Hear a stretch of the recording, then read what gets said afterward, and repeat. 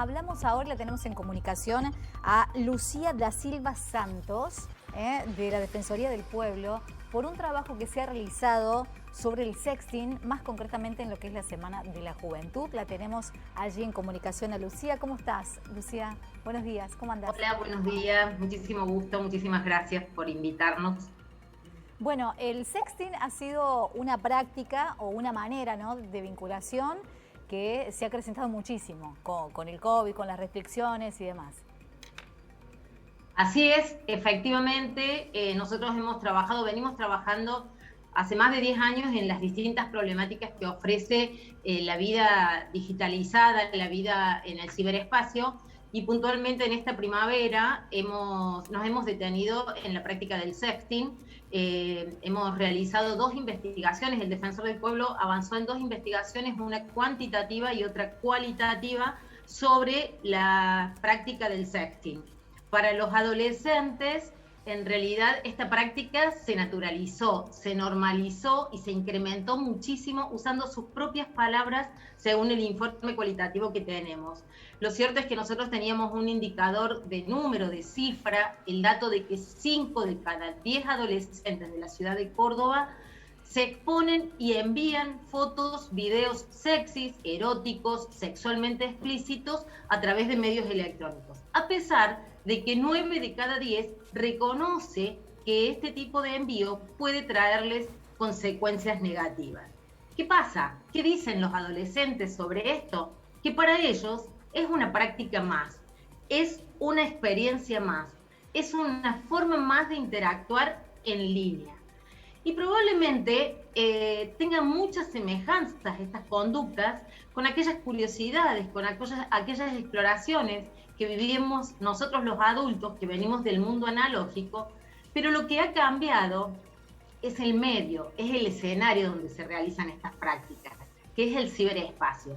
El plano digital ofrece amenazas, debilidades, nos ha debilitado el concepto de privacidad y bueno, ahí radican estas posibles y potenciales consecuencias negativas que presenta el sexting y es sobre lo que nosotros estamos trabajando.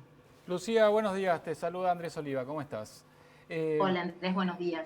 La encuesta que han realizado arroja que la mitad, el 50% de los adolescentes hace uso del sexting para vincularse con otras personas y que el 90%, 9 de cada 10, es consciente de los riesgos que corre. La pregunta que te quiero hacer, Lucía, es, más allá de que uno o una es consciente de esos riesgos, la pregunta es si ellos saben usar, imagino que una gran parte de ellos sí, hacerlo de manera segura. Hay una serie de recomendaciones para hacer la práctica del sexting, donde uno no revele del todo y que no quede registros de lo que está haciendo.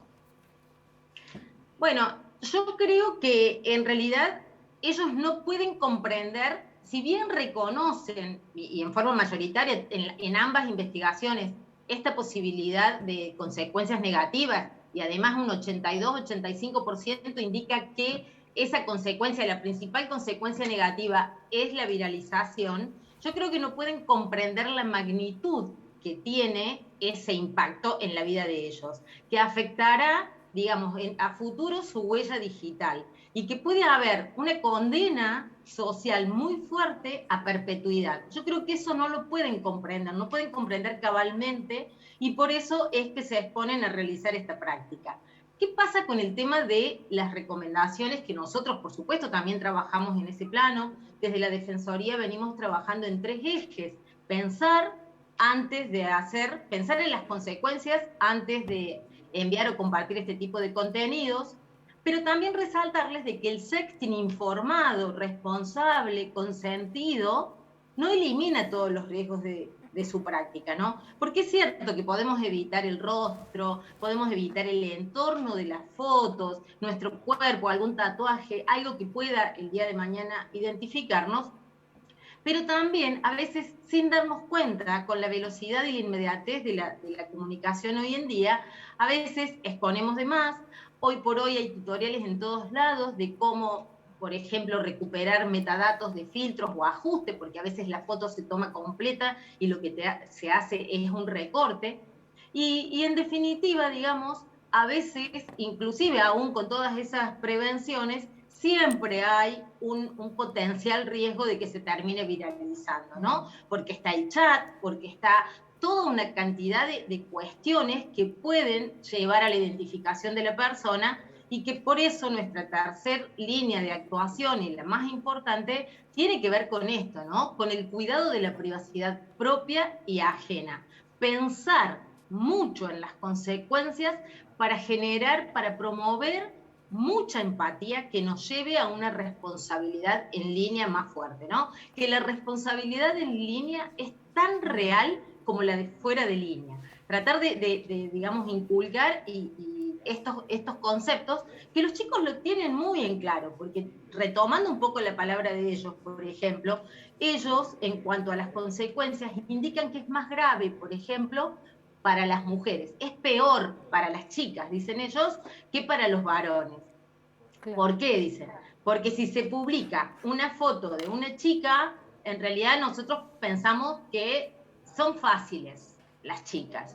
Y los varones, digamos, el juicio que se hace sobre los varones es que son asquerosos, ¿no? Cómo estas cuestiones de género se siguen sosteniendo y se siguen replicando también en estas cuestiones y en este tipo de prácticas, ¿no? Para nosotros es sumamente importante poder comprender, y por eso nuestro trabajo de investigación cualitativa a través de grupos focales fue tratar de comprender esta codificación, este lenguaje propio. Ellos hablan de nudes, de packs, hablan con una codificación tan propia que es importante conocer la perspectiva de los jóvenes, de las chicas, de los adolescentes, para poder realmente diseñar estrategias más eficaces. Y creo que lo más importante, insisto, es esto, detener la difusión no consentida de imágenes íntimas. Ahí está, perfecto. Qué buen tema para el debate, ¿no? En las casas, en las familias, porque los teléfonos, lo que son las cuestiones de interacción, ¿no? El ciberespacio que nos ha obligado con esta pandemia en todo sentido, a poder llamarle a los abuelos, a poder estar en contacto, pero a la vez también esta otra parte, ¿no? Y este grupo tan vulnerable como son los adolescentes, que están en esta etapa de formación y que se exponen a estas cosas, cómo poder encontrar ese equilibrio, como decís vos, para que puedan tener una actividad o un descubrir, si se quiere, responsable, ¿no? Sí, efectivamente, y digo, traigo también este dato que me parece sumamente importante, porque a veces relacionamos la viralización de este tipo de contenido con hechos o víctimas famosas, ¿no? Claro. Que es lo que más nos lleva a este tipo de práctica. Pero nosotros consultamos en todos los establecimientos, que fueron 20 colegios públicos y privados de la ciudad de Córdoba, consultamos, aparte del instrumento con el que trabajábamos con los chicos, con las autoridades. Y en todos los colegios al menos había un caso de viralización de contenido íntimo cuyas alumnas eran las víctimas, digamos, las personas afectadas. Así que bueno, trabajar mucho en eso, ¿no? En que a veces no conocemos, pero porque no conozcamos estos casos no quiere decir que no existan. Hay viralización de este contenido y afecta derechos sumamente importantes, derechos humanos, que eso también es una mirada que nosotros tratamos de fortalecer desde nuestro trabajo en el programa de navegación segura del defensor, en el sentido de que la intimidad, la privacidad, la imagen, el honor, y después a veces incluso la libertad, porque muchas veces esos contenidos se usan para chantajear. Bueno, en definitiva, entre todos otros, derechos, ¿no? Personalísimos. Claro, entre otros, porque la verdad que se entra dentro de la nube de lo que es Internet y no se sabe también cuál va a ser el uso de esas imágenes. Lucía, te agradecemos un montón por esta comunicación. Muy interesante. Muchísimas gracias a ustedes. Muy interesante este trabajo. Gracias. Gracias. Lucía